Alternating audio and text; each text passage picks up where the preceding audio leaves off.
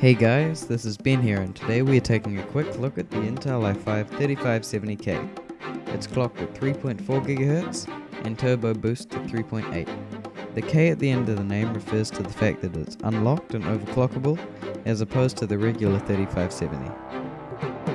So let's get this open. The box is just like all the Intel products, very simple but still epic. As we open the box, we find the warranty, quick start guide so you can start quickly, and the very cool sticker. In the box we also find the stock heatsink, but we will not be using this as we have a third party one. Last but not least, the CPU is slotted into the top of the box. The 3570K is an Ivy Bridge processor, which is Intel's current iteration of processors on the 1155 platform, so it's more power efficient and runs cooler than the previous Sandy Bridge processors.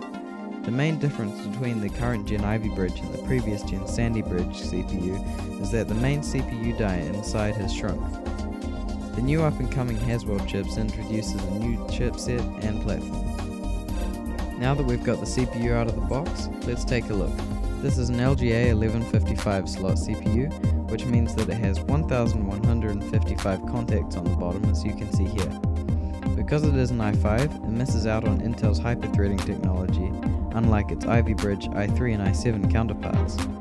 In terms of overclocking, I wouldn't recommend doing it with the stock CPU cooler, but if you have a decent third-party one then you should be fine. The stock cooler is just simply not good enough to keep you overclocked at a stable temperature. Thanks for checking out our quick look at the Intel i5 3570K. Don't forget you can follow us on Twitter and like us on Facebook for more content. To check out other build videos, including the current $900 build, subscribe, like, and fave as you please. Goodbye!